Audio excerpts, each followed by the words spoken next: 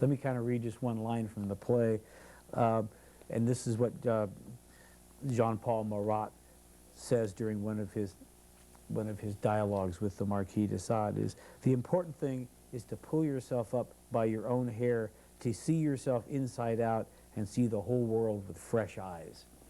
Well, I guess that's what art is all about. And I guess that's what this play is all about. I'm Paul Emery. I play music for a living, and I also have a recording studio. And I also occasionally promote concerts and events and various things like that. So I guess you might say I just do all kinds of different things revolving around music. I remember seeing this play in the late 1960s, and it had such a tremendous impact on me because the dialogue between the Marquis de Sade, being basically it's a very mechanistic vision of humanity, which means we can't really rise above our own genetic flaws, and we are kind of doomed to our limitations of our selves. And of course, Jean-Paul Marat, being the revolutionary, believes everything can change through the revolution. It was very timely in its day, and I never really forgot the play. I've never produced a play before. I've never done this before. I've never played music in a play before. But it's always been one of my fantasies to get involved in doing this play, because partially I just love the music to it. The music is really incredible, and it's such a bizarre setting. I mean, this play takes place in an insane asylum, you know, and you go into the theater and you're in the insane asylum. It's not a theater; it is an insane asylum, and there's bars in front of the stage, and I mean it's quite a stunning scenario for this play. And then of course the depth of the actual material in the play and the writing is just absolutely incredible. It's quite an impact, and I never forgot this play from that time. So Kate and I just over a few drinks at Wiley's bar over several period of time, we kept talking about this play. And I know Kate's done a lot of theater, and finally she says, well, let's do it. So there you go. So now we're doing it. The story of Marat Sade, it's actually a play within a play. And what we have here is, the setting is an insane asylum in France, in Charenton, in 1808. The Marquis de Sade has been, for an indeterminate amount of time, incarcerated in this insane asylum, and he is now written a play that the director of the insane asylum is going to allow the patients to perform for visitors. It is for their therapeutic good, and so they are reenacting the murder of Jean-Paul Marat by Charlotte Corday. I don't know how therapeutic something like that would be for someone who's incarcerated in an insane asylum in 1808, but this is the setting of what is going on.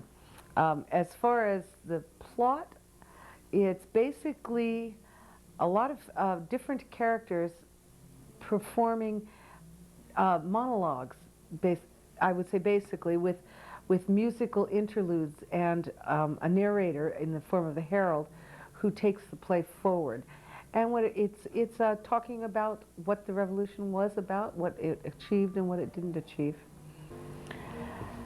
I did Marat Sade in college in 1974, and I liked the show very much, and I'm reprising my role again 20 years later. Now, I haven't been on stage since I played the part of Coumier's wife 20 years ago at Humboldt College, and as it happens, we have cast the fellow who played Coumier with me in college, and he's living now in Placerville. His name's Jeff Ray, and he is going to play Coumier again, and I am going to play his wife.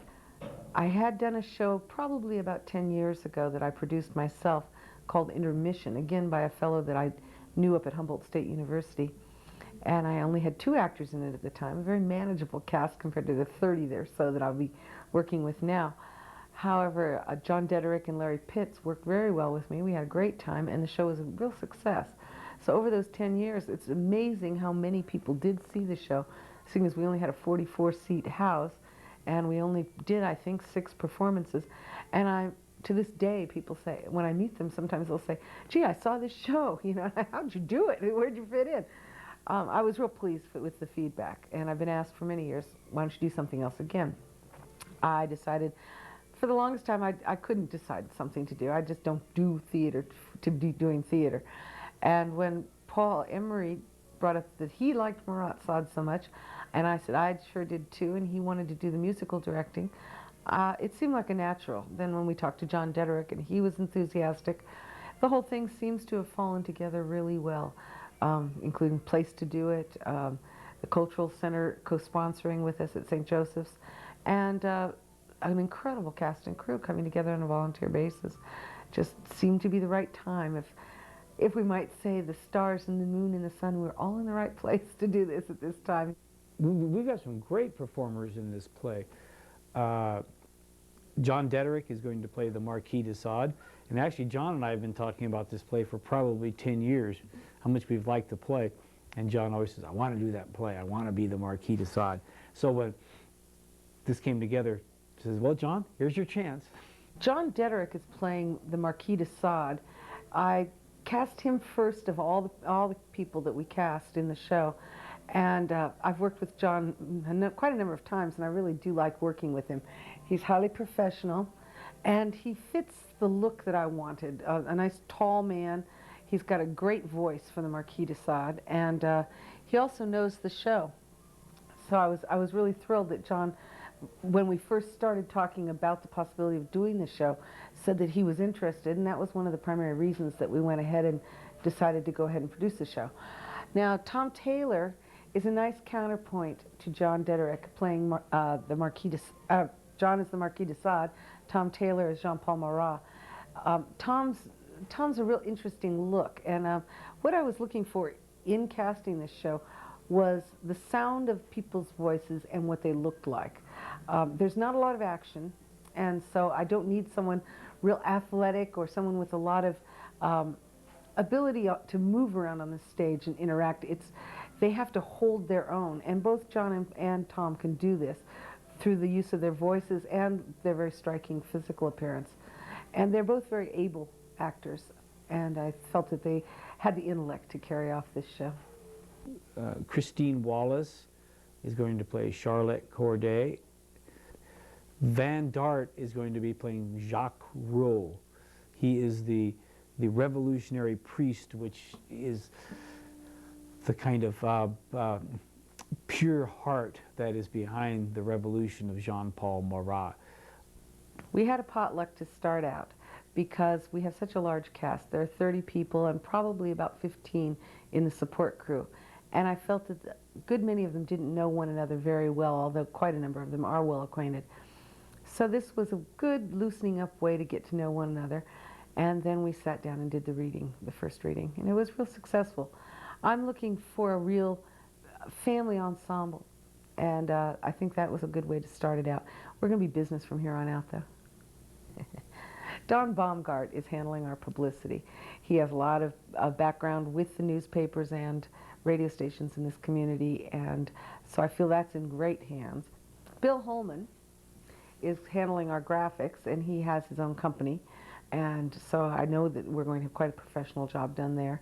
And I'm very excited to say that Bob Crabb is designing our poster, which will make it very eye-catching. People really notice his work, and I think that will draw a lot of attention to our show.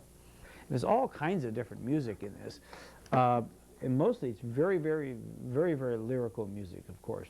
The lyricism is the most important part of the music, but it's also very rhythmic as well. I mean, there's stuff like in 5/8 time, like la la la do do do do do, 1 2 3 4 5 1 2 3 4 5 1 2 3 4, that kind of stuff, which is going to be really fun to try to teach everybody, because it's not part of our normal rhythmic concepts. But the music constantly acts as a release in the play from the intense dialogue that happens between the Marquis de Sade and Jean-Paul Marat. And so it'll go directly from that into song, which is many times just a completely opposite mood. So everything has to be real snappy and real, because it doesn't stay in one particular mindset for too long before it jumps into something completely different. Music's fabulous. It's real different, but the tunes are really catchy. I find myself humming them all the time. As a matter of fact, I'm kind of dreading the next few months, in that that's probably all I'm going to be humming for. But it's wonderful music. There's a lot of singing involved.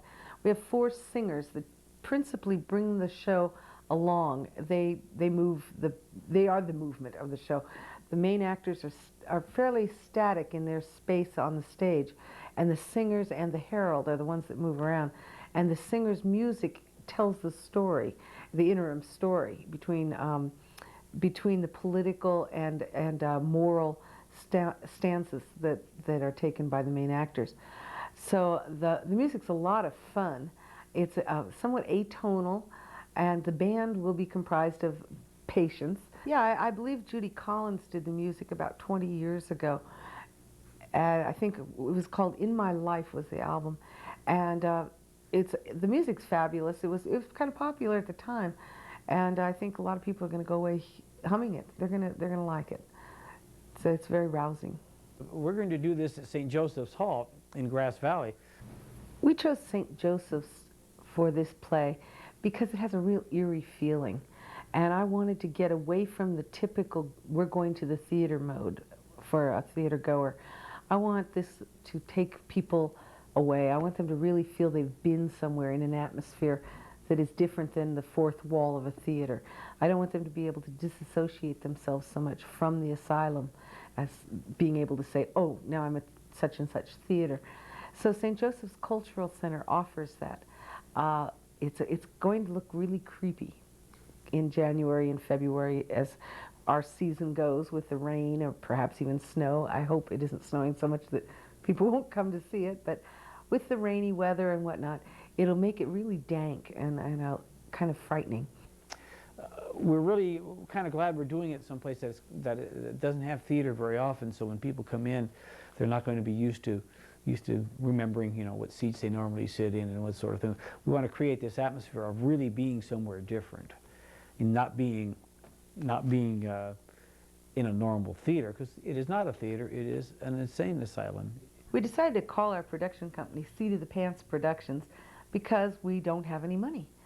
And as yet, we are still struggling. We will have pulled it together by January, but it is the way we like to do theater. We like to do it with a lot of people volunteering their time and their efforts and their materials. And we're finding people get a good feeling out of doing that. So Seat of the Pants Productions has come about so that we can do it cheaply in order for the community to come see the play without having to spend a whole lot of money. I have never had an experience quite like this. I have people telephoning me asking, can they crew on this show? Is there anything they can do backstage? I mean, this has just been phenomenal, and no one's getting paid doing this show. And I literally am getting telephone calls or being stopped in the street saying, I understand you're doing Marat Sade. I love the show. I love the people that are working with you.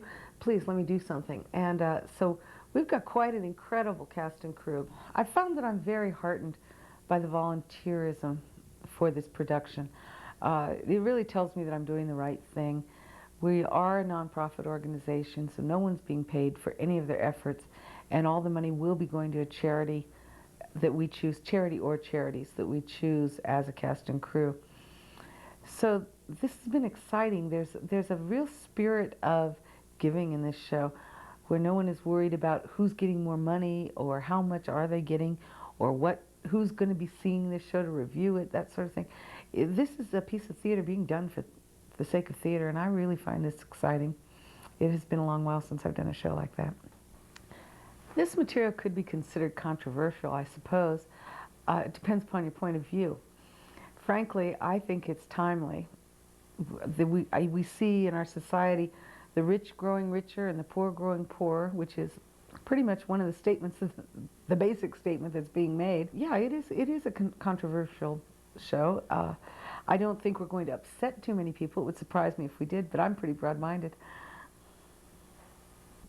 the questions that the play talks about are very, very basic questions of the human condition. So no, it is not controversial at all. Controversial, that's a different way of expressing yourself, I guess, if you require controversy. I think you might say that the play is a bit hard-hitting, and I guess you might say that some people would consider it controversial, but it doesn't really, it's not really designed to offend any particular point of view.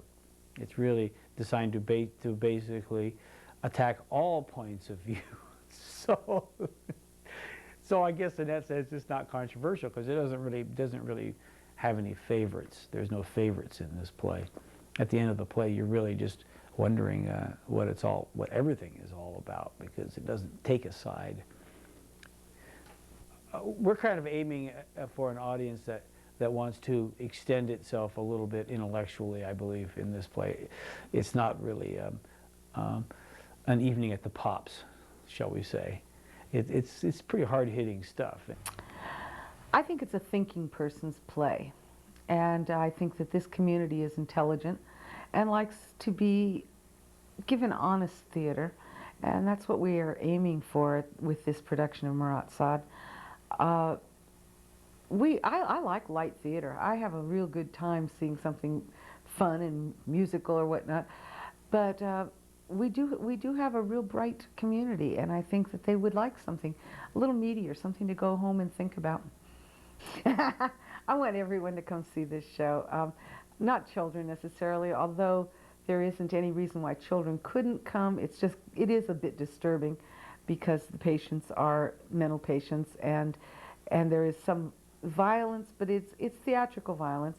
I just think it's a little bit above the heads of most children and inappropriate in that sense. But I'd like everyone to see this show. I think we'll reach a broad base of people because we do have a number of people in the show as musicians, with Paul Emery as the musical director reaches a different audience than, say, John Dedrick, the theater actor, does. So I think we will be pulling in a wider base than we normally would. And I just do hope that everyone comes to see this, and I hope they all tell their friends and they come too. It's going to be great.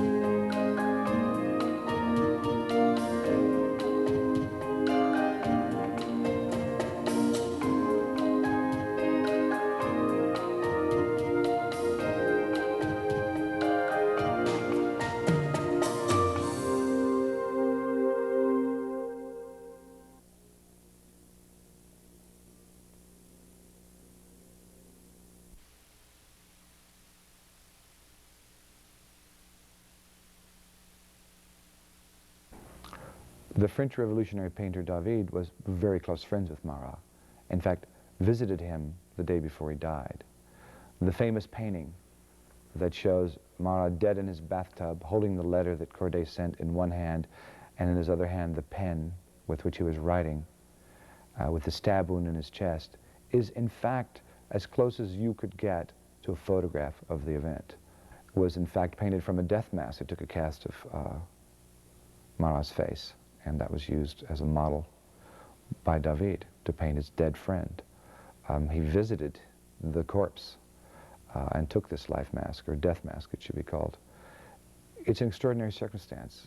It's an amazing thing. David then, of course, becomes the painter of Napoleon, becomes, instead of the aristocrat-hating champion of the poor, becomes the very pampered, powdered portrait painter to the new revolutionary government, to the new emperor, to the new empire, to the new aristocratic order. I'm John Dederick, and I have the privilege to play the Marquis de Sade in the Seat of the Pants production of Peter Weiss's amazing play, Marat Sade, the persecution and assassination of Jean-Paul Marat, as performed by the inmates of the asylum at Charenton under the direction of the Marquis de Sade, which is, I think, the longest title in Western theatrical history. It's an interesting play, to say the least. It's based on the historical, factual circumstance of the Marquis de Sade being an inmate of the asylum at Charenton, where he was jailed by the revolutionary government as a dangerous lunatic, as a political prisoner. In those days, that line was thin, sort of like the Soviet Union in the last 30 years before it went the way that it went. While in the asylum at Charenton, the Marquis de Sade did write plays. He did direct plays in which the inmates played parts. He himself sometimes took a part, and they sometimes had ringers. They had actors from the community, or people who were aspiring actors from the community. The very liberal-minded, for his day, at least in his own mind, director of the asylum, Monsieur Cumier, who is a real personage who is in this play, portrayed by Jeff Ray, invited the high society elite of Paris to come and witness the Marquis de Sade's plays. This they did.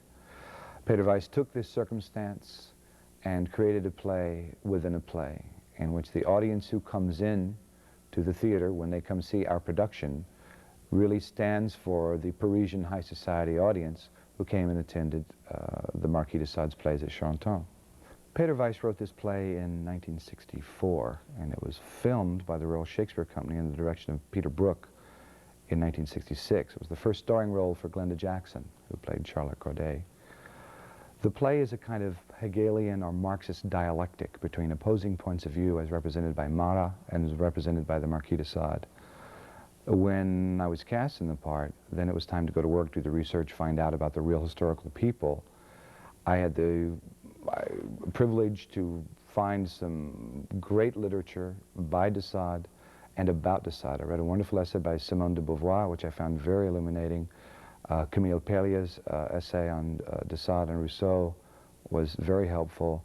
I read also a very fine biography of de Sade.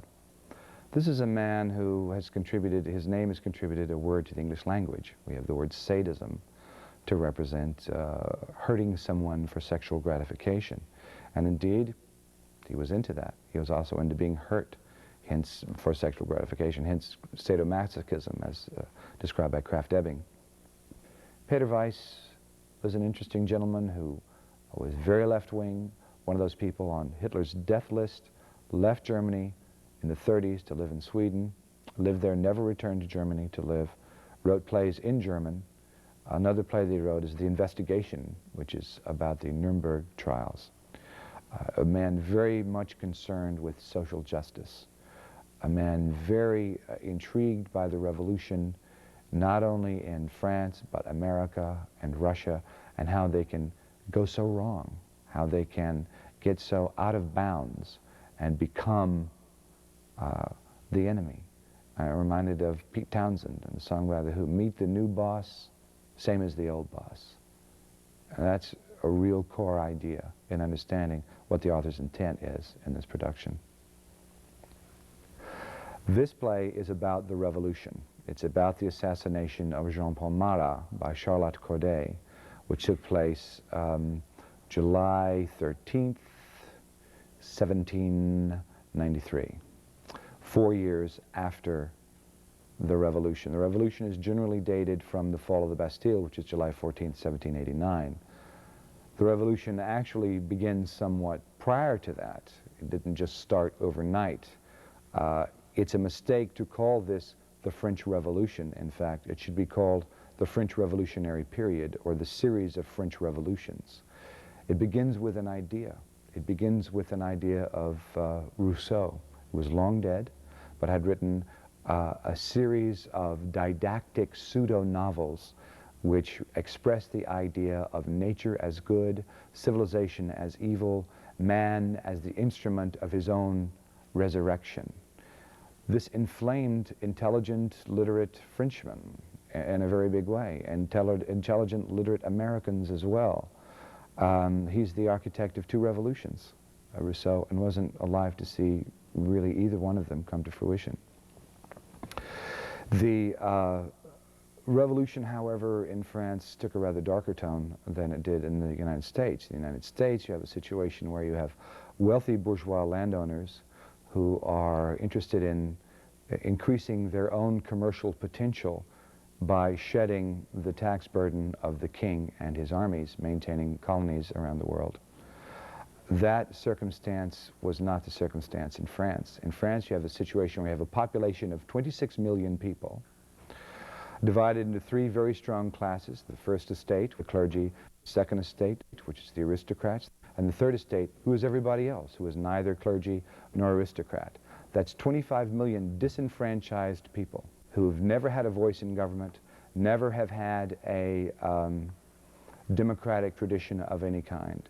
Thus, when the revolution hits, it's as though the kettle boils over in a huge, violent frenzy, which takes several steps to manifest.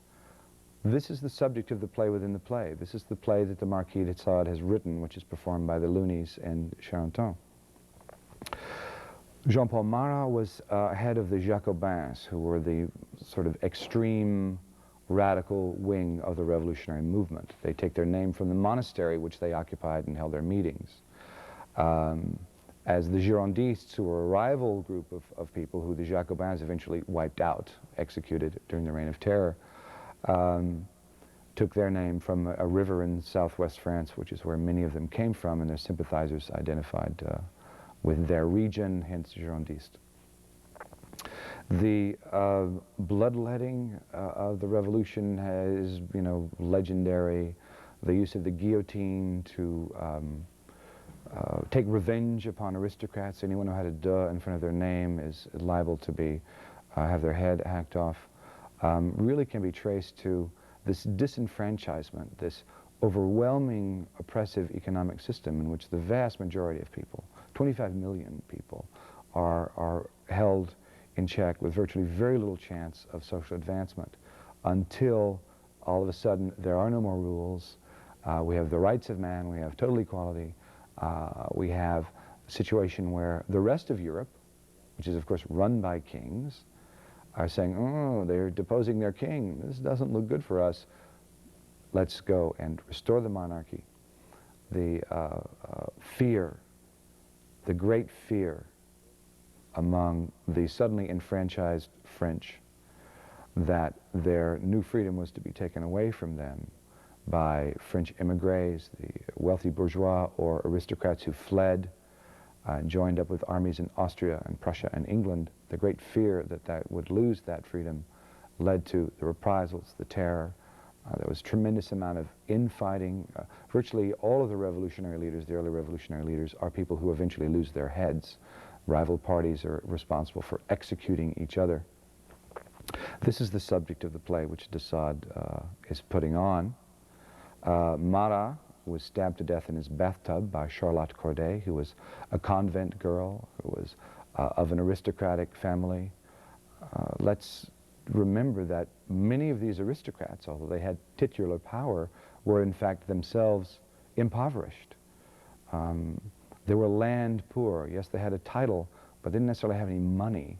I didn't necessarily have much other than a kind of representation, a kind of status. Nonetheless, when the axes started falling, their heads went too. The bloodbath was disturbing to many people who are idealistic, believe very much in Rousseau and the principles of the rights of man, and nature as good, civilization as needing correction. That kind of idea drove someone like Charlotte Corday to leave her comfortable convent near Caen in Normandy and come to Paris and ally herself with the Girondist deputy named Dupré, who was entirely innocent of any conspiracy in the execution of Marat, but lost his head nonetheless because he had spoken to Corday. One valuable source of information and one boon in doing a play like this is that the French are notorious note-takers, and they wrote everything down. The journals, the record of her trial, all of those transcripts exist. All of those things can be read and studied, and they're all available to anyone who cares to look. There is a kind of indifference to violence in the play. And I think that's from being so overexposed to violence.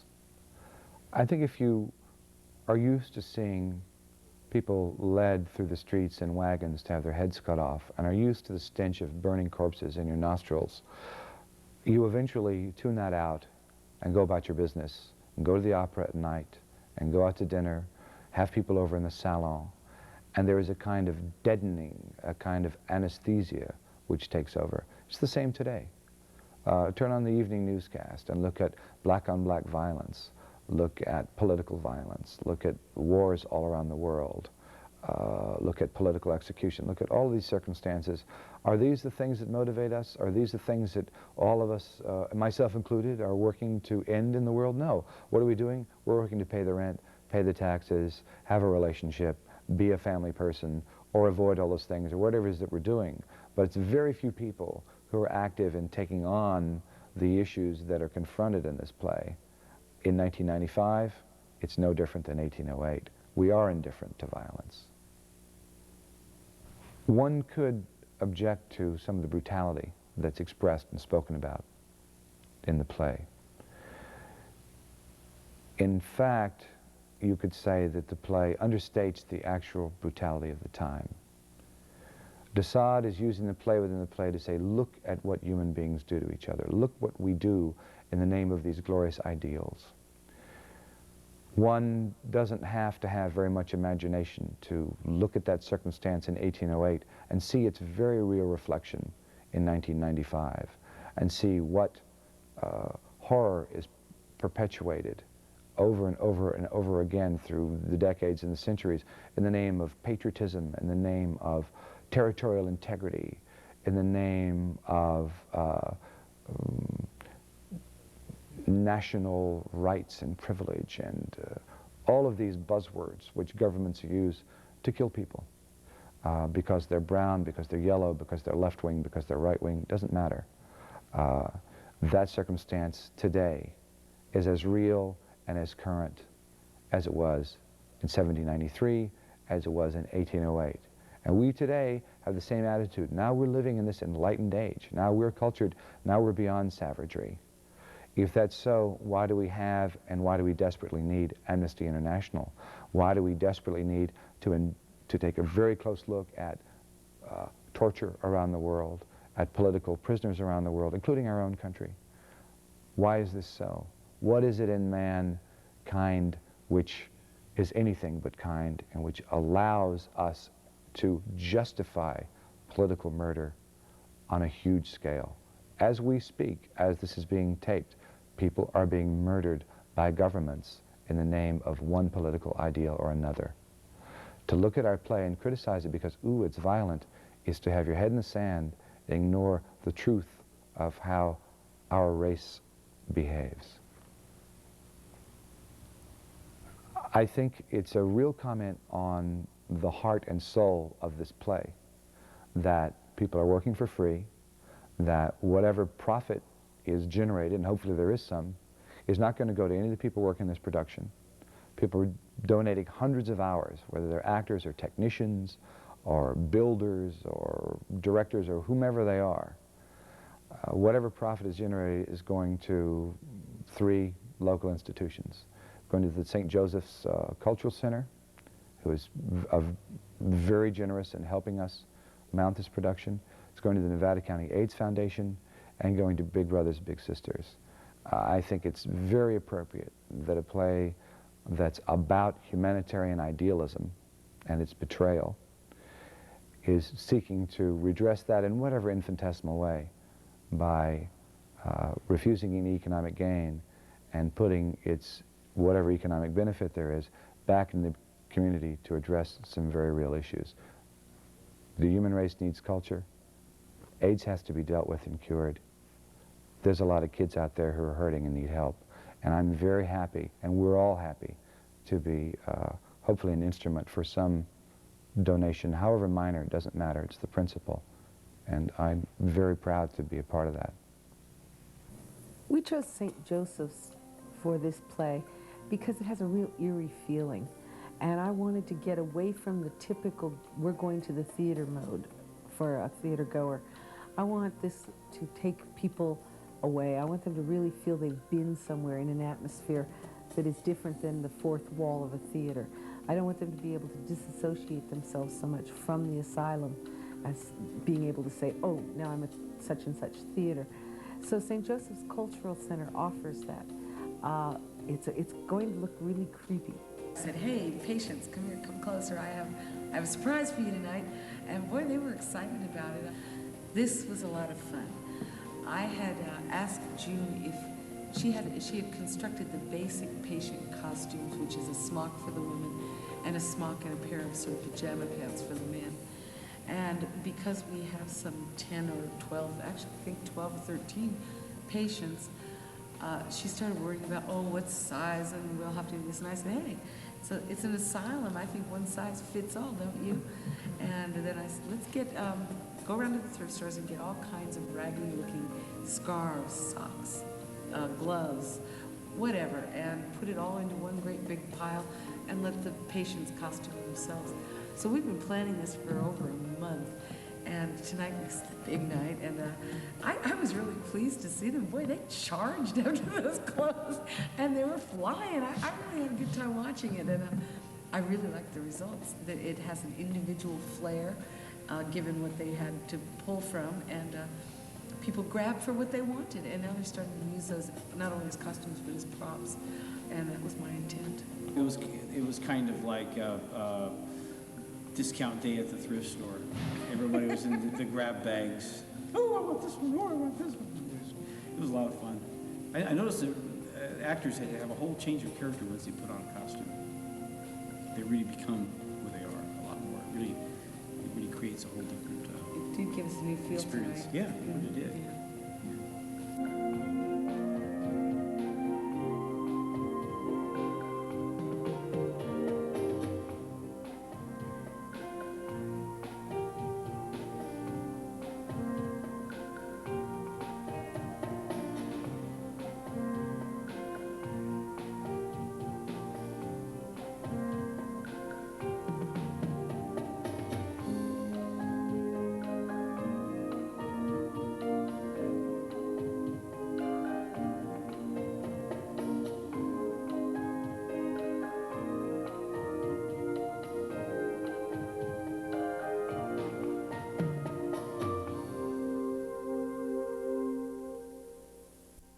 We're performing Marat, Sade at St. Joseph's Cultural Center on February 3rd and 4th, which is a Friday and a Saturday, and the 9th, 10th, and 11th, which is Thursday, Friday, and Saturday.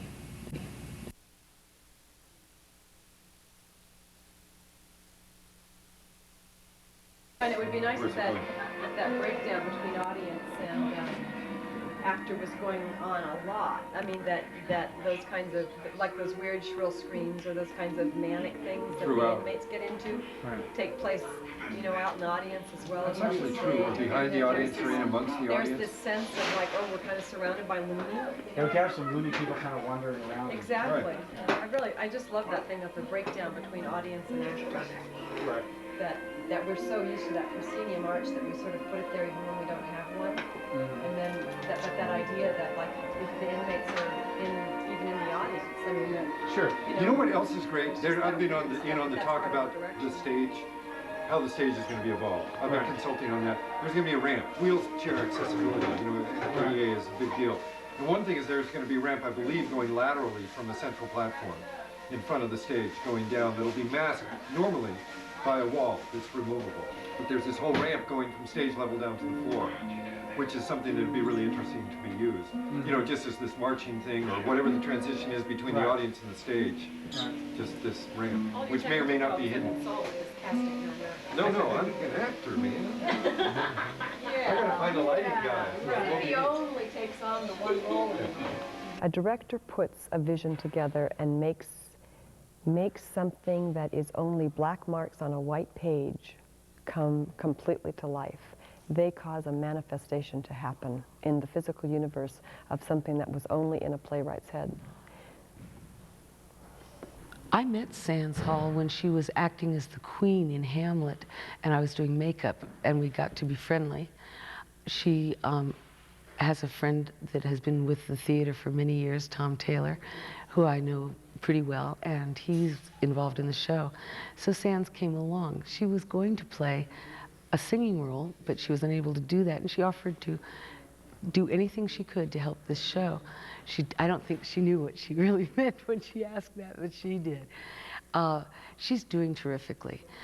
I've been real happy with what she's done. She's worked super well with the actors. She's worked super well with the crew and all the designers. She has taken this show to its completion. We open in 2 nights. Tomorrow night's our dress rehearsal, so really we open tomorrow night. She took a huge project and brought it to completion, and it looks good. She did a solid, beautiful job, and I'm very, very happy. I couldn't have given it to anybody better. In 1808, the asylum at Charenton near Paris was famous for its plays. The actors and actresses were the patients themselves. The audience was made up of high society from Paris. The author was himself an inmate, the Marquis de Sade. At this time, the French Revolution was recent history. The great revolutionary leaders, Danton, Robespierre, and Marat, were dead. Napoleon was emperor. This much is fact.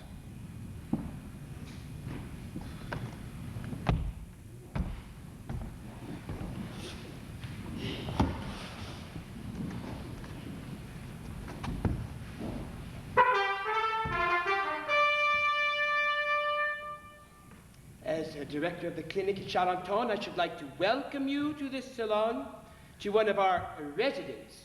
A vote of thanks is due, Monsieur de Sade, who wrote and produced this play for your delectation and for our patients' rehabilitation. We ask your kindly indulgence for a cast never on stage before coming to Charenton, but each inmate, I can assure you, will try to pull his weight.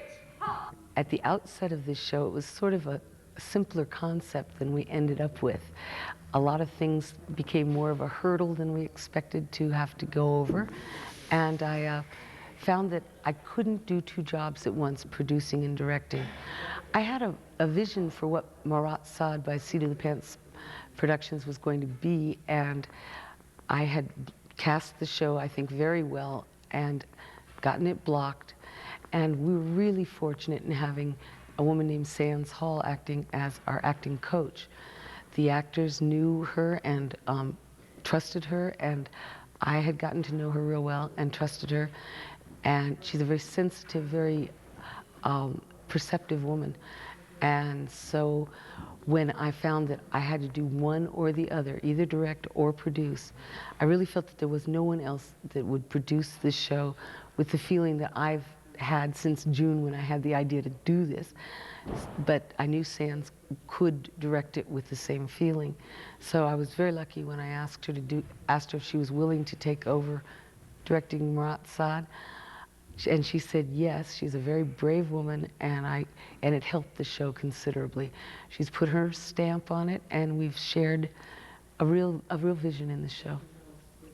I think one of the things I love doing more than anything is helping a vision come to life. I do it as an editor for people's writing. I certainly do it as a teacher. I love teaching, and to be given an opportunity to work with actors on this show particularly was just a godsend. I really enjoy working with people and shaping things into a whole. I first became aware of the production of Marat Sade that was being planned, conceived of by Kate Kane, because she asked my sweetheart Tom to play the part of Jean-Paul Marat. I knew a little bit about the play and thought that was great. Also, I had been delighted by Kate because she actually was the person who designed and performed my makeup for me when I was playing Gertrude in Hamlet. So we'd gotten quite a fun relationship going at that point. But I didn't have actually any idea of being particularly involved with the production until I came to the first read-through in October. And at that point, I met the cast. I loved the feeling in the room. And I found out that the female singer, Rossignol, was not going to be able to do the role, the person that they'd asked to do it. And I had a brief chat with Paul. One of the things I loved was Paul said, well, of course you can, please do this role. We'd be delighted to have you, without even, checking to see if I could sing. It was just sort of, you got a good feel. And that seemed to be how much of the show was going. It was just like, good feeling, it'll be good. So I happened to be an equity actress. I belonged to the Actors Union, and I called them up and asked if I could do this show, and they nixed it because the house seats over 99 people, and there are all these rules which are supposed to protect us, and I'm sure that's very nice, but I was disappointed. So I called Kate up when I found that out and gave her that news and gave Paul the bad news. They both dealt with it wonderfully, but I said to Kate, if there's any way I could be involved, I'd really love to be involved. So when she started to put the show together, she called me up and she said, that's a great offer, and would you please come and work with the actors? And that was perfect, and I had a great time. I came to rehearsal, I'll never forget the first night walking in, just this sense of a holy place that I was entering with all this marvelous energy concentrating downstairs in this community room, in this funky little room. But it was just wonderful, and I had the opportunity to work with the inmates at first, who at that point felt, I think, very chaotic, and they didn't know what their plans were and what were they all about. And we had so much fun putting their lives together, what their histories were, and certainly working as a group dynamic, which in this show, of course, is essential. And Kate, just basically gave me, them to have, and we worked very well together. And I was somewhat aware, of course, that there was a tremendous amount riding on Kate's shoulders. She would, at various points, actually, in the production, sort of let me take over, especially the big group scenes, because I had a good sense of the inmates. She allowed me to sort of take and sort of shape those a bit. She'd already done an enormous amount, the hardest part of sort of blocking it in the first place. And handed it over to sort of, well, like I say, edit. That's just something I enjoy doing.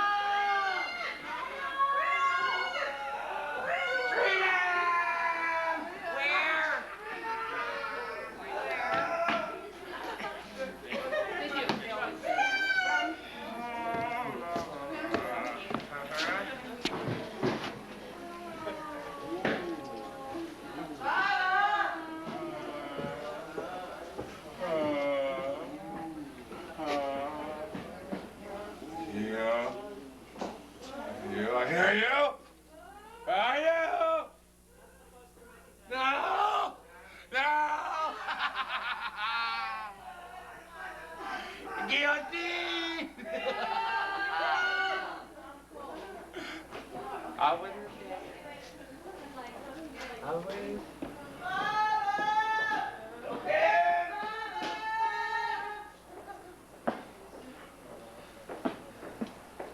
No, no, don't hit me!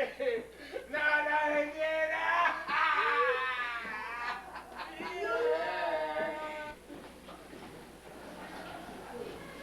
Mother!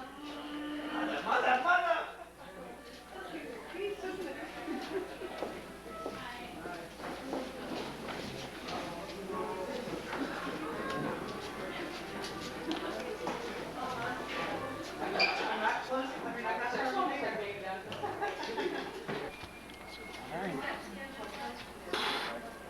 Blood, I see blood. Blood's burning everywhere. Are you going in with me? Jimmy. Let me out. Let me out. Let me out.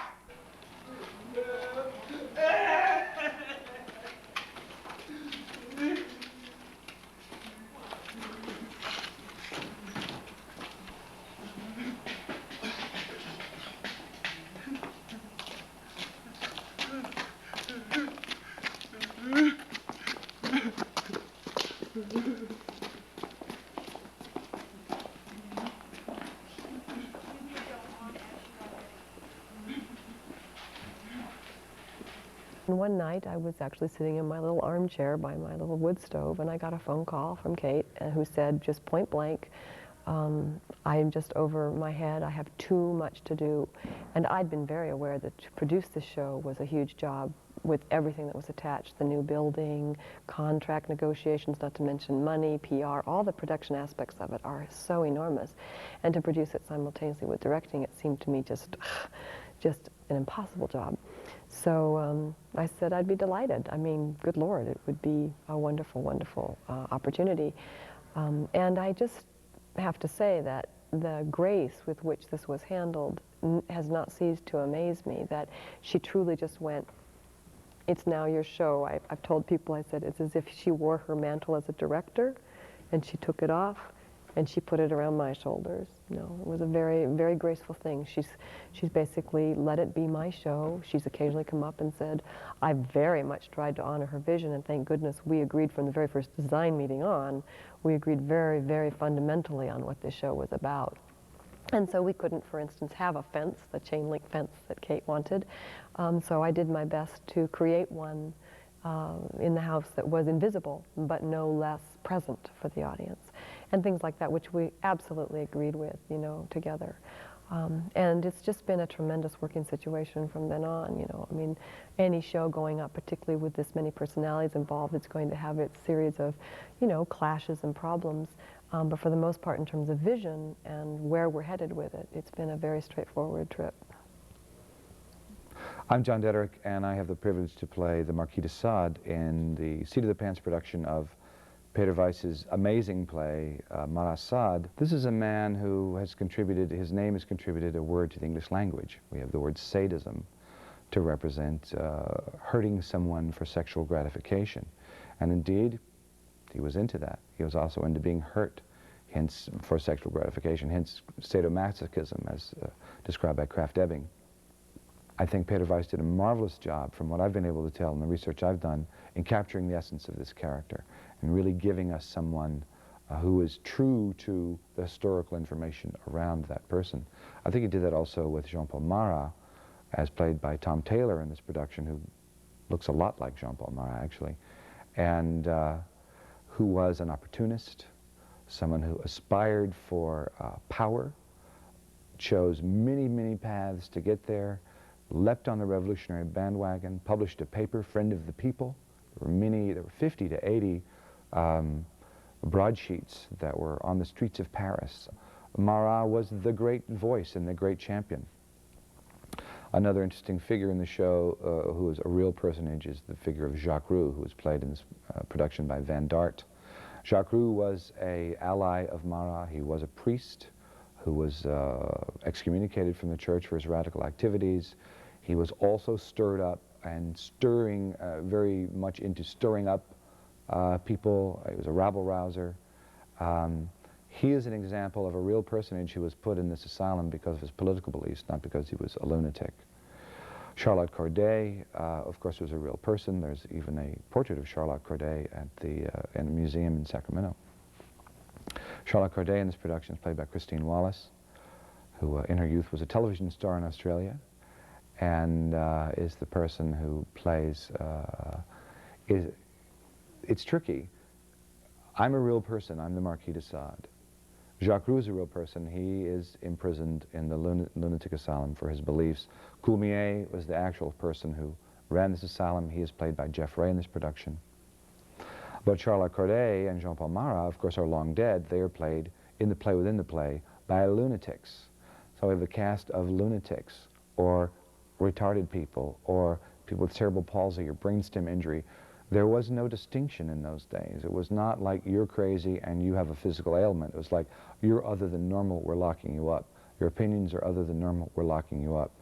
That's the circumstance that these people are in. Some of these people are as sane as you or I, which is maybe not saying all that much. The split in policies and the great falling out amongst the so-called idealists is represented in the play by the difference between Marat, who's a Jacobin, and Duperré, who's a Girondiste. Duperré was a friend of Barbaroux. He had been recommended to Corday as someone to look up when you get to Paris. No one knew this woman was traveling to Paris with the intent to kill Jean-Paul Marat. Poor Duperré merely has a couple of conversations with this girl, pays for it with his head.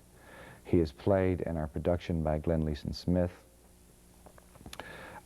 It's not, again, Glenn Leeson Smith playing Duperré, but playing the lunatic in the asylum who plays Duperré. And the lunatic he plays is libidinous, which adds a nice touch to the situation, a de Sadean touch, I should say. Simon Evrard is another genuine character. The lunatic playing the role of Simon Evrard is played by Peggy Dart, who's the wife of Van Dart, playing Jacques Roux. She was the common law wife and then actual wife of Jean-Paul Marat. She had some money which Marat used to further the printing of his pamphlets and the furthering of the revolutionary cause. Jeff Ray, I mentioned, plays Coulmier. His wife in this production is played by the director of the production, Kate Kane, and Melissa d'Arlen is playing Coulmier's daughter. So we have this very elegant situation of the proud haute bourgeois, director of the asylum, and his wife and their daughter, and they come to, you know, patronize the production put on by the lunatics, and isn't it all comfortable, and aren't we liberal, and aren't we showing how we're doing drama therapy in 1808? But it doesn't go quite as Coulmier wants it to go. Could ever imagine that it would go. Things get way out of hand by the time we get to the end, which is exactly how de Sade likes it, because it fulfills his vision of the opposite to Rousseau, where nature is evil, that man's nature is corrupted and corrupting, and that instinct unleashed is a terrible and terrifying thing. The herald in this production is played by George Drum. The herald works as a kind of narrator, as a kind of town crier, as the stability, the voice of the director. He's the one who says, get in line, do this, do that. He's also the one who directly confronts Coulmier, explains, oh, no, no, no, we're not really doing radicals. We believe in Napoleon. We believe in the church. We're all God-fearing men. Of course, that's all with tongue firmly embedded in cheek. It's almost a kind of commedia dell'arte kind of figure. He's like Arlecchino out there dancing around and having fun and cocking a snook, as the English would say, flipping the bird, as we'd say here, to the establishment and getting by. It's subversive art. It's subversive art in 1964, about subversive art in 1808, and in 1995, it's still subversive art. There's a quartet of singer/mimes in this show, played by Kelly Fleming, Mara Simmons, Brian Hall, and Rick Harmon, and directed by, musically directed by Paul Emery. They are like the conscience of the play, in a sense. They are the ones who are the driving force. The punctuation of the dramatic activity with music is one of the things that's really ingenious about this show. This show is a musical. Most people don't even think that, even when they see it, and they're constantly in this musical environment. The dramatic action is so compelling, it's easy to forget. People are singing all the time. There's a chorus of singers and there's a quartet. It's an ingenious blend of moving the dramatic action along with lyric and activity produced by the singers. They're remarkably indifferent to the suffering. They're really an objective voice. They are, if there is a voice in this play of the author, Peter Weiss, I think it's the voice of the quartet. I think that the point of view of Peter Weiss is revealed by them. It's not in Marat, it's not in de Sade. He obviously admires things in both men, although he presents them as a dichotomy, as an opposition. The singers cut right through that. They're cynical, they're realistic, they're honest, they're real.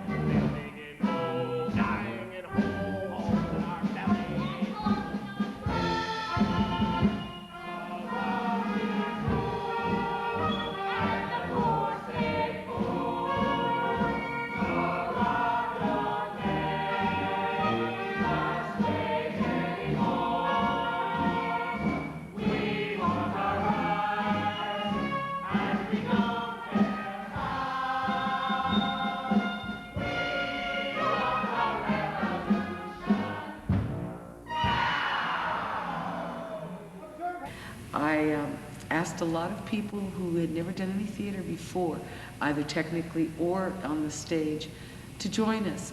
They had an interest, and I picked people, not only when I was casting them for what they'd sounded like and looked like, I was picking my staff as well, and I have a terrific production staff. Candace Hansen, who is the assistant director and stage manager, has only taken one class that John Dederick has given, and that was the limit of her experience in the theater. But I picked her because she is so terrifically organized, level-headed, and she has been my incredible backup. So that one worked from the very start. We brought Sands Hall in at the end, toward the end, when she couldn't be an actress. She became an acting coach. So I call our show the revolution. We have certainly evolved from October till today. June Englebright came back from England a couple months ago, and I hadn't seen her in a while, and I was walking through town, and I yelled to her, "Hey, hi, June," and she didn't hear me, so I followed her into the store. We hadn't seen each other quite some time, and got to yakking, and I said, "Well, I'm going to be doing Marat Sade." She said, "Oh, I'll do whatever you want me to do." I said, "Great, costumes, June, costumes." She has worked herself just, well, I don't want to say in a frenzy, because she isn't in a frenzy yet, but she has done so much work. We have some 35 costumes to do, and she has created nearly all of them with the help of a wonderful woman, J.J. Franco, and another gal named Carolyn Kennedy, I believe, have really been her crew. And J.J. has offered her sewing space, which has been a great godsend, a place to actually construct these costumes. And June has used her incredible historical knowledge to help us with the design of these costumes, and she's done a fantastic job. Who I think the great unheralded personalities of the show are William Morin, who's building the set, and Malou Thompson, who's really taken over what she calls the visuals. That's how she wants to be credited in the program. Has designed the props and taken a great deal of care and attention to the look of all the ancillary, the props aspects of the production in the stage, and they're here every night. working and here the next morning. We wouldn't have a show without them. I think there's a quality. Kate talks about it. There's a synergy in this show, and I think it works in theater. It's why I do theater. There's a certain sort of secular church quality to it, that at a certain level of buy-in, you line up your talent, and Kate really has done a brilliant job, I think, of putting the personalities together in the show, and the range, the full range of sort of talent and experience, and the whole thing's coalesced, and then Sands has really finished it. I'm newly come to this community. I've been here just a little over a year, and I wasn't quite sure why I moved here. There, a great deal of serendipity led me here. But doing a show like this, and what I have found in Nevada County, Nevada City, and Grass Valley, is there is something quite similar, and that is there's a spirit of community, which I think is a very rare commodity, a very rare blessing in our days. I think for all of us that have been involved in this production, and the fact that people have worked so incredibly hard, so many people that I know have been listed over and over again, that all these people would put their work together, the actors, the technicians, you know, on that side of the stage and out here in the audience and up there in the lighting booth and selling the tickets and all around town, everything that's gone on. What this is committing to a project that's bigger than just an individual thing, that we're working on something that's bigger than all of us, and that we share a common goal, and how rare that opportunity is given to us, where we actually all get to go, you know, in the worst possible, you know, in one sort of horrible metaphor is that it's sort of like war, that you pull together and go for it, and I think some of us would sort of tend to say that it had been kind of like that at times. I personally have had the time of my life, but there's certainly been headaches. But in the greatest possible sense, we so rarely have the opportunity to come together and work for something bigger than ourselves, to create an impact on an audience, which is why I'm an artist, and I think why we continue to crave art in our lives, which is we seek some sort of illumination, we seek some sort of show me my life, give me insight on living. It's an extravagant show. It's a show the kind of which we can't put on in America very often because of how much it costs to make theater. Even this show, doing it as bare bones as we are, costs an enormous amount of money, and everybody is committing their time for absolutely no money. To put a show on like this, particularly in a professional sense, would cost, you know, I can't even say, probably, you know, in the hundreds of thousands of dollars. And I've really been struck by that just as the years go by and I've been in the acting business, how big cast shows used to be something that you had, and now it's usually 3 to 4 to 5 characters as a general rule, because that's what's affordable. Even when actors aren't being paid, just the production costs alone. So that alone is going to be just a trip. The opportunity to see 36, 37 people on a stage is a rarity. To have an opportunity to see 37 people on stage who are working in such accord and in such unison and towards such a tremendous vision that's shared so completely, I think is something that is a rare, rare opportunity, a very precious opportunity.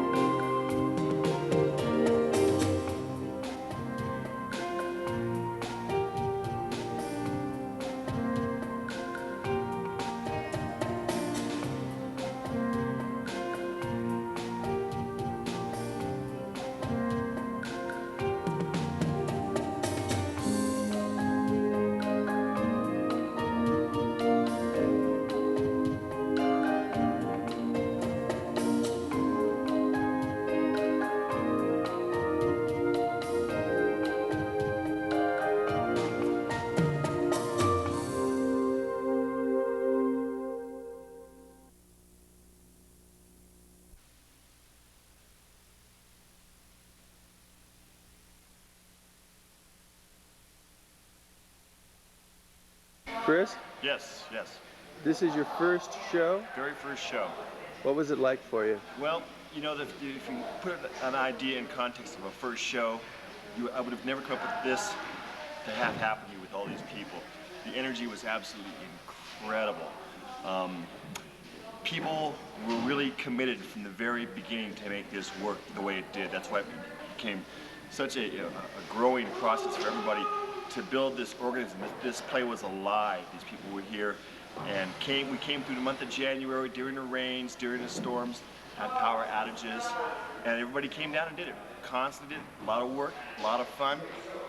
To get to the point to put these performances on and have it go so well, I couldn't fathom anything better, and in fact, I'd be hard-pressed to try and do this down the road and think that I'll have a successful play like this one. It'll be different. This one was really good. I feel myself very fortunate to be on stage with all these people and to work with so much good talent. And a lot of professional talent, and like myself, there was people who didn't act before. So. What's it feel like to be breaking down the set today? After last night, everything's a haze.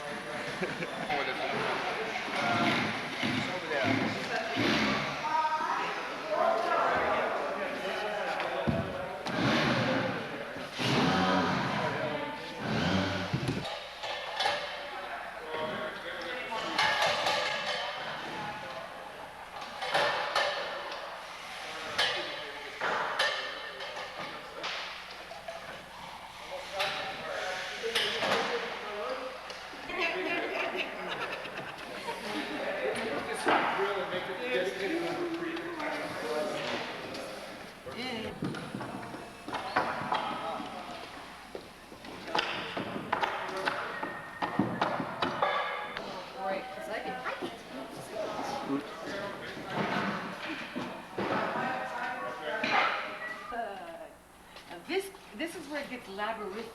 She didn't tell us where it was. We'll have to make a judgment call. Oh, thanks, you guys. Okay, I'm gonna come under. It's not lucky. They don't say anything about it being silent. Oh, okay. I knew there were rules. I am the once upon a time producer, director, and actress that did the production of Marat Sade. I started a production company in October. Actually, I guess I started it earlier than that, and called Sade the Pants Productions. I took it from the beginning to the end, and I hope this is the end of it. When I started, right after Christmas, I took my Christmas tree down the day after Christmas and figured, okay, the holidays are over. It's time to start this production, because our first rehearsal was January 2nd. I wanted to set up my dining room as an office, so I emptied out my desk drawer and I swept everything off the desk and set up took everything off my bulletin board, and then got ready with the push pins to start doing Marat Sade. It was a great moment. Everything was in readiness and not chaotic at all, and I really liked that minute. We had some very, very capable people working with us. I was very, very pleased, and I have to give a lot of mention to a woman named Marat Thompson. Marat seemed to be everywhere. I started saying, what would we do without Marat? Marat really and truly was there with the answer for almost every kind of problem that came up, particularly on the artistic end of it. She worked on the set, she helped with the costumes, she helped with the props. I'm sure she was setting up chairs. That gal knew just about everything that was going on in all aspects of the artistic end of the show. And I have nothing but admiration for her. We had a real good help with someone who had never done any theater before, William Morin. A committee of inmates designed the set. However, William implemented our very loose designs into quite a fine set. June Engelbright actually almost knocked herself out. June ended up getting pneumonia after the show, but June created, I think, 40 costumes in 4 weeks' time, and she built almost all of them from scratch. I was very impressed with what June and another volunteer named J.J. Franco did for us. We found J.J. through the Sierra Foothills AIDS Foundation. She's been a volunteer with them for many years. and is very involved with the cause. And since we were or are giving money to the Foothills AIDS Foundation, JJ came right on board. And as it happens, she has a whole costume shop, a big table in the middle of the room with, I think, about 4 or 5 sewing machines, and a very able woman and very helpful. She knocked herself out too. She and June turned out to be real good buddies and worked together and made fantastic costumes for all of us. I not only cast the actors and actresses for their roles, but I really did cast people for what they were able to do. And I think that I did have an eye to them taking this accomplishment on further in their lives. This is something that's very important to me, that we work together towards something that was more than just a play. It was an affirmation of what we can do. And I'm very proud of the fact that everybody realized that and was able to grasp what this was in more ways than just doing a play, that we were helping one another to grow. I think a lot of the high points came when I saw the rightness of things clicking in. Seeing certain actors, number one, being cast into the show. That was a real high point, when we got the right people in the right roles. And it was almost like hearing the tumblers fall into place on a lock, you know, there it is, oh good, you know. Those were really gratifying moments when we, and there was a lot of shifting with this show. Some people would take a role and then drop out, another person would slide into it, and then it would have just locked. It was really an amazing thing to see happen. So I liked that part of the show, working on Marat Sade a lot. Then there were the parts when people would get their character, when they would understand what they were saying. This is a very difficult show. I could still be studying it, still be directing it, and not feel that I ever got to the point where I'd be happy with it. I mean, 100%, I got it. You know, there's a lot of work involved with this one. And when I saw the actors getting a kernel of what they were doing, and particularly with the patients, they had a real tough job. I had 31 people, including musicians, up on that stage in the first week that we did the show, or that we were rehearsing. I knew that the patients were going to get frustrated. That was a given. There were just too many principles to move into place and start blocking. So I just let the patients get frustrated. I knew an acting coach was coming in the following week, and then they'd really be listening to her because they knew they needed her at that point. But it was also wonderful to watch them develop as their character. It almost was like watching helium balloons.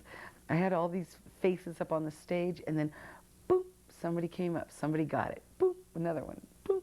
And that would happen over the course of 2-3 nights. And that was absolutely marvelous. There were many times that I was out there and I cried. I just cried at the sheer spectacle of the whole thing. That was definitely a high point. Probably personally the lowest point for me in this production was the day that I realized I had taken on more than I could handle. That was very difficult, not in the sense of my pride so much as worrying about the production and the values of the production. I wanted to direct the play. I loved the play, and I knew what I wanted to get from the play.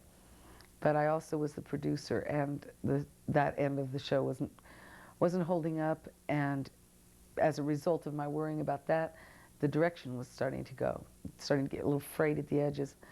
So the weekend that I had to sit long and hard and think about it, I didn't sleep for 2 nights, and my stomach was just churning what to do about this show. Who can take the reins of what so that we can get through it? That was really tough, and I had to give up the directing, which was, for me, as I say, a personal low point. I didn't want to have to do that, although then I found out that I really enjoyed producing. So I found something good out of it. It came out of it. But that was hard for me to do. I was very fortunate in having someone that was capable to take over the directing, who had worked with me, and that was Sands Hall. She had been working hand in hand with me during all but the first week of rehearsals, so I felt that the show was in safe hands. I honestly felt that this show was more than, I mean, it was a real baby of mine. it was something that I had nurtured for so many months that it was heartbreaking to have to give up one thing or the other, but I think I made the wise decision, and so even though it was a low point, it turned out to be something that really gratified me, really, actually this is kind of embarrassing to say, but made me feel mature that I was able to just make a decision like that. I felt that I grew a lot out of that low point. There's one character in this show that I couldn't cast. It's funny, I look back on all the cast lists that I did. The first one was in my own handwriting on a yellow legal pad, and phone numbers scratched out and names scratched out and put in. And as this thing got cast, one glaring absence was there, and that was a very pivotal role. Actually, all of them were, but this is called the Mad Animal, and this is a really incredible part for one person who has been so tortured that he's turned into a mad animal. And I think he's the epitome of what could have happened to someone during the French Revolution or the Holocaust or any of the other atrocities that man does to man. When he sees something that horrible happening, he finally snaps. But he is pointing out, and his role in this play is to point out that it's in all of us, the inhumanity and the ability to snap at that inhumanity. So I felt this role was very, very important to the show.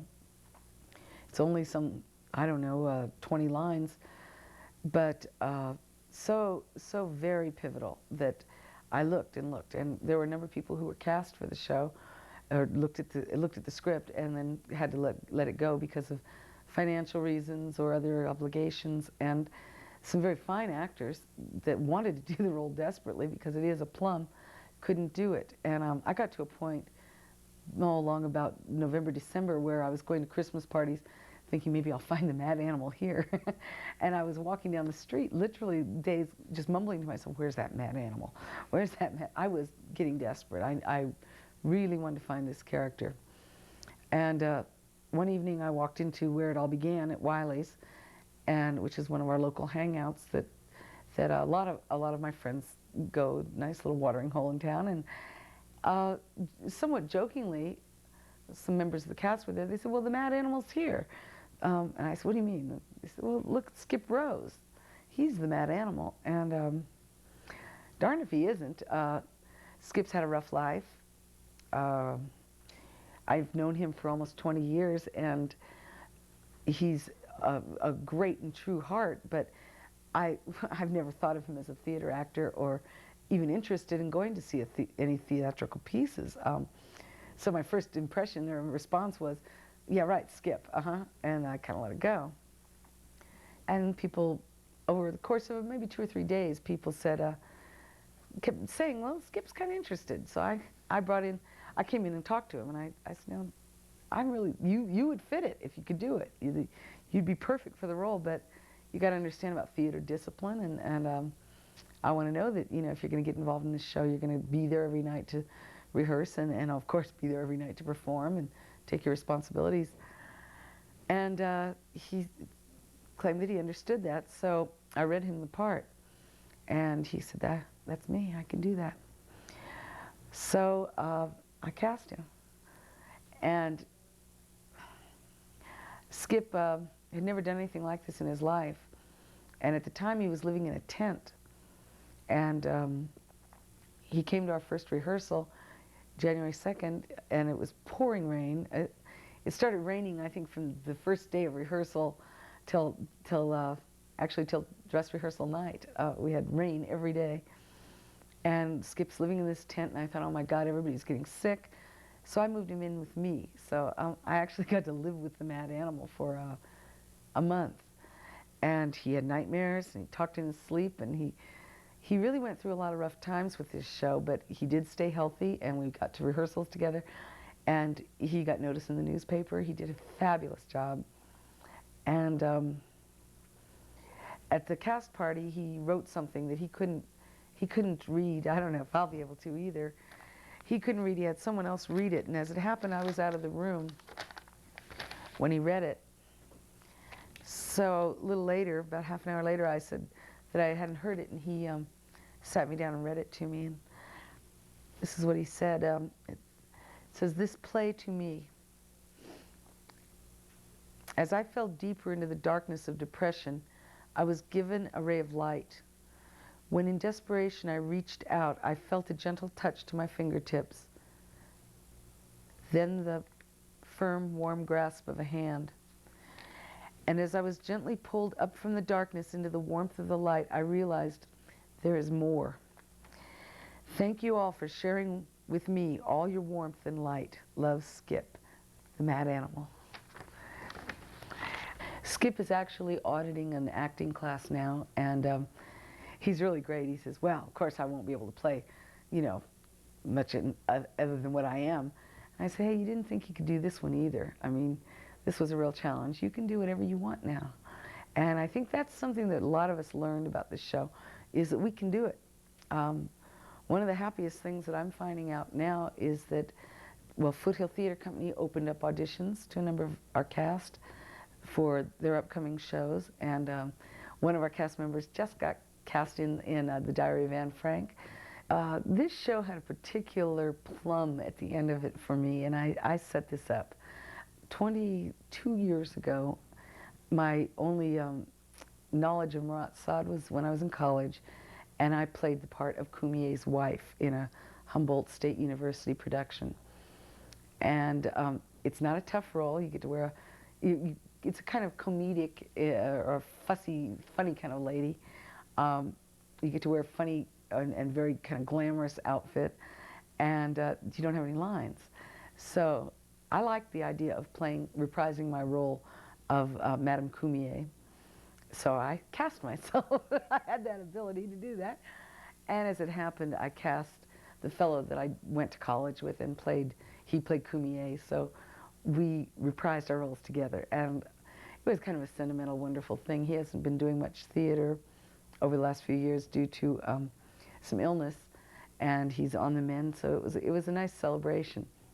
It was fabulous for me to be able to, having directed and produced this show, to then be able to sit in a lovely dress up on stage with all the gang and watch what I had created.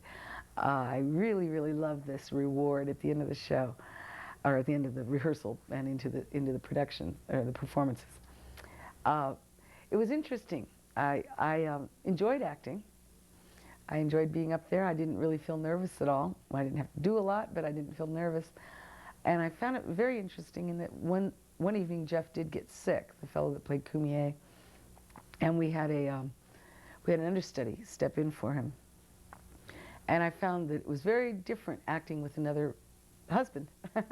So not only did I get to direct, produce, and act, I got two husbands in the show.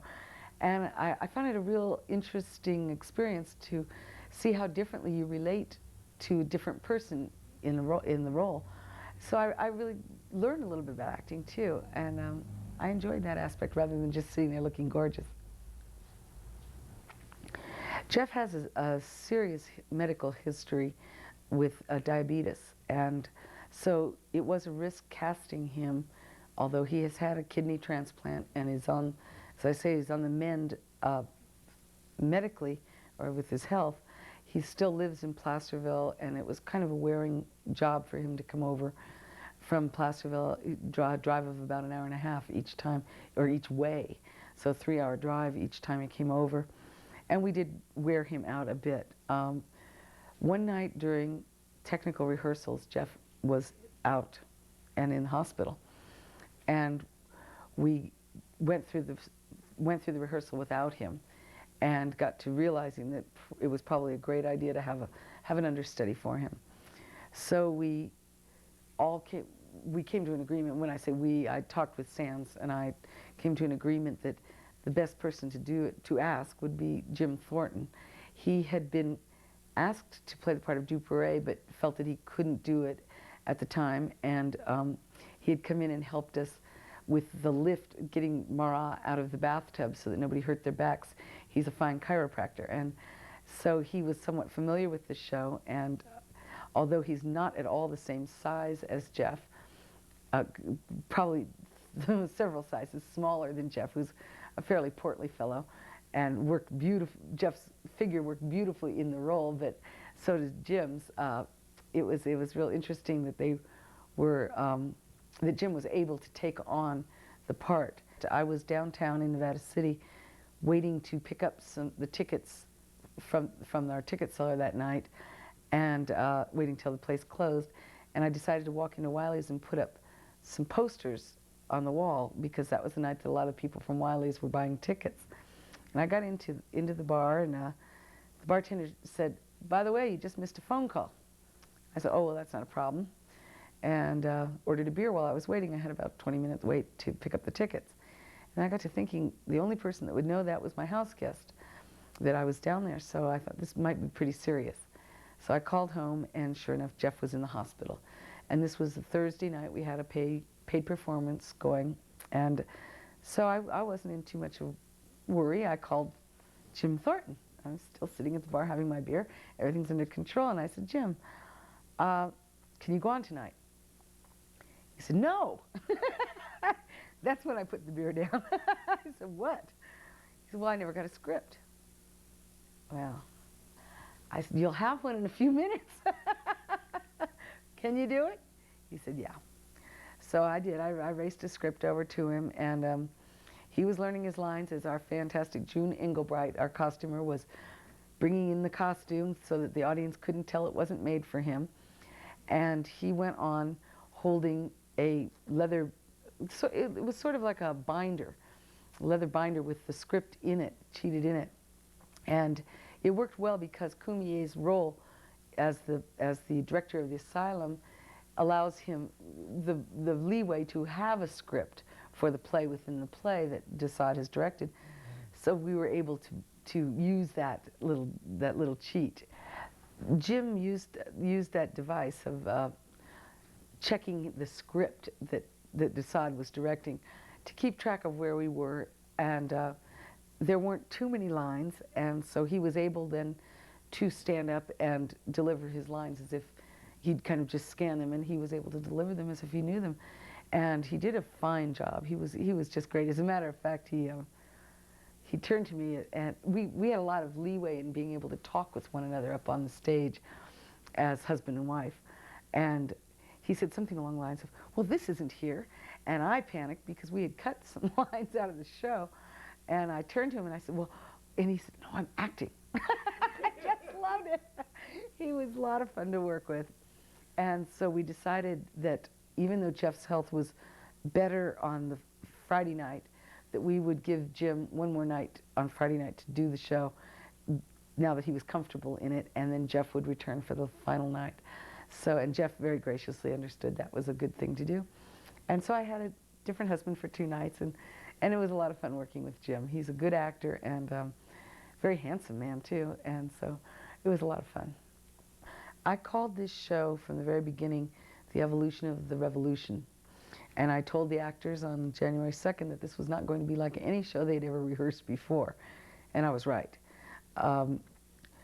We did what we saw to be necessary. As I said, sometimes we stepped on one another's toes and didn't get as much done. But we all did find out what our strengths were at the end, and then filled our roles very well. It's funny because as we found that one person took on too much, for instance, me taking on the parts of producer and director, and even though I was co-producing with Paul Emery, he found that as co-producer and musical director, he had more on his plate than he necessarily could handle. We both found that we had to shift our emphasis. So we were the primary evolution of the revolution when it comes to it. He focused more on the musical direction. I stepped aside from the artistic direction and focused more on the production end of the show. So right there at the very top, if you call it the top of the hierarchy of this production company, there was shifting of responsibility. Working on Marat Sade was a rewarding experience. It was hard. It was harder than anything I've ever done, I think. It was also the most important thing that I've ever done in my life. And it was like climbing mountains or something. Something so impossible to do, so ridiculous to do, that it really wasn't until I was not even prior to midway into it, that I realized how tough it was, and what was I doing, you know? And then it was just a lot of sheer grit. Just do it. You've got to do it now. There are this many people involved, this much expectation, the money's loaned, costumes are started, and I felt a lot like I don't know, pulling this load up a hill. It was hard. There were times when I was a little nervous about it, succeeding, but basically I always knew we'd pull it through. I felt like a cheerleader a lot of the times, just going, great, great, come on now, let's keep going, come on. Even when I knew, well, like when I knew that we didn't have any money. And I had cast this show. One of the cast members kept asking me, how's the budget? And I kept saying, great, meaning zip. I lied a lot. And I did it convincingly. Yeah, all in all, I think it was awfully rewarding. I found out that I could do a lot of things that I couldn't do. And I found that what I saw in people, other people, that they thought they couldn't do, they did. And so we all kind of spiraled up in this, I don't want to call it self-congratulatory, because it really wasn't that shallow a thing. It was self-wonderment, and then we saw it in each other, so it built and built. Yeah, it was an absolutely wonderful thing that happened for all of us, I think. And I don't think there was anyone that didn't get something good out of this show. So all in all, it was quite a rewarding experience, not only for myself, but for the cast and crew as well.